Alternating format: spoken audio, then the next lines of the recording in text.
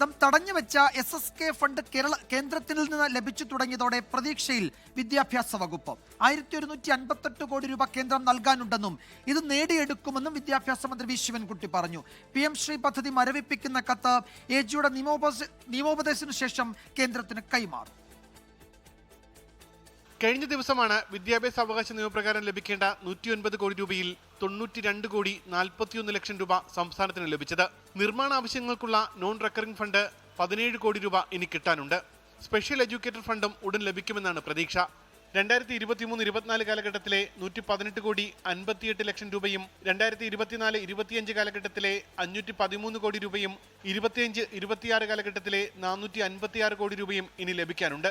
അനുമതി നൽകിയ 109 കോടിയിൽ 92.41 കോടി രൂപയാണ് ഇന്നലെ അനുവദിച്ചത്. ഇത് വിദ്യാഭ്യാസ അവകാശ നിയമപ്രകാരം കുഞ്ഞുങ്ങൾക്ക് അർഹതപ്പെട്ട റിക്കറിംഗ് ഫണ്ടാണ്. നിർമ്മാണ ആവശ്യങ്ങൾക്കായുള്ള നോൺ റിക്കറിംഗ് ഫണ്ട് 17 കോടി രൂപ ഇനിയും ലഭിക്കാനുണ്ട്. അത് ഈ ആഴ്ച തന്നെ ലഭിച്ചേക്കും. ഈ കുടിശ്ശിക നമുക്ക് SSKക്ക് കിട്ടേണ്ട കുടിശ്ശിക അടക്കമുള്ള കാശ് കിട്ടുമെന്ന് തന്നെയാണ് പ്രതീക്ഷ.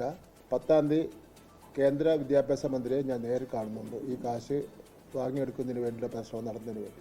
SSK ഫണ്ട് ആദ്യ ഗഡു ലഭിച്ചത് PMC പദ്ധതിയിൽ ഒപ്പിട്ടതിന്റെ നേട്ടമാണെന്നോ അല്ലെന്നോ പറയാനില്ലെന്നും വിദ്യാഭ്യാസ മന്ത്രി പ്രതികരിച്ചു. PMC പദ്ധതി മരവിപ്പിക്കണമെന്ന മന്ത്രിസഭാ തീരുമാനം കേന്ദ്രത്തെ അറിയിക്കാനുള്ള കത്ത് AGയുടെ പരിഗണനയിലാണ്.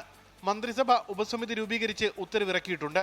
മന്ത്രിമാരുമായി കൂടിയാലോചിച്ച് മന്ത്രിസഭാ ഉപസമിതി യോഗം ചേരുന്നത് തീരുമാനിക്കുമെന്നും വിദ്യാഭ്യാസ മന്ത്രി അറിയിച്ചു. 24 തിരുവനന്തപുരം. ലോകത്തെവിടെയായാലും ഏത് സമയത്തും 24 വാർത്തകളും ഓഗ്മെന്റഡ് റിയാലിറ്റി പാക്കേജുകളും എക്സ്പ്ലെയിനറുകളും വിശദമായി കാണാൻ ഞങ്ങളുടെ YouTube ചാനൽ നിങ്ങൾക്ക് സബ്സ്ക്രൈബ് ചെയ്യാം.